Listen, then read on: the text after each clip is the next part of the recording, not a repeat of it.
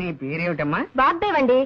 2 ఏళ్ల క్రితం నావి 2 ఉత్తరాలు మీ పత్రికలో పడ్డాయి, గుర్తులేదు? గుర్తుంది. లేకే కేవలం ఆ ఉత్తరాల వల్లే మా పత్రిక సర్క్యులేషన్ 10,000కి పడిపోయింది. నువ్వేనా తల్లి? ఏం కావాలి? ఇదిగోండి. ఏమిటది?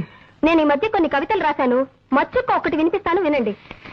ఆకాశం రంగు నీలంగానే ఎందుకుంటుంది? ఎర్రగా ఉంటే బాగుండదు గనక. రక్తం ఎరుపు రంగులోనే ఎందుకుంటుంది?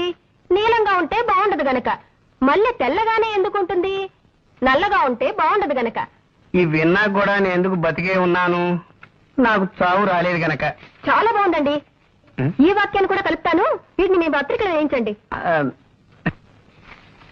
వీటిని ఇక్కడే ఉంచుతాను. మేము ఇంకా పత్రిక నడపలేం అని గట్టిగా నిర్ణయించుకున్నాక మీ కవితలు చివరి సంచికలో వేస్తాం. అవి రిలీజ్ అయ్యేసరికి మేము ఏ ఆఫ్రికానో అండమాన్సో పారిపోతాం. ఇవి ఇక్కడే ఉంచుతానమ్మా. థ్యాంక్స్ అండి. పోతే ఎవరు పోతేనమ్మా? నేనా? ఇది కాస్త తినండి. పోవడానికేనమ్మా? నేనే స్వయంగా తయారు చేసిన స్వీట్ అండి. వంట వాపు శీర్షికలో మీరు ప్రచురించాలి. అరటిపండు లంబా లంబాని దీని పేరు పెట్టాను. అరటిపండు లంబా లంబానా? ఈటర్ బొందా బొందా అనకపోయావు. అలాగే ప్రచురిస్తానమ్మా. మళ్ళీ తినడం ఎందుకు రిస్క్? జీవితం మీద ఆశ ఉన్నవాడిని. ఇది ఇక్కడే ఉంచమ్మా. వస్తానండి. వచ్చేసారి ఇంకొన్ని కవితలను స్వీటు తెస్తాను. మళ్ళీ మీరు ఎప్పుడు వస్తారో ముందుగా చెప్తే ఆ రోజున సెలవు పెట్టుకుంటాను. అబ్బే, సెలవు పెట్టి మరీ వినాల్సిన అవసరం లేదండి. ఆఫీసులోనే విందురు గాని. వస్తానండి.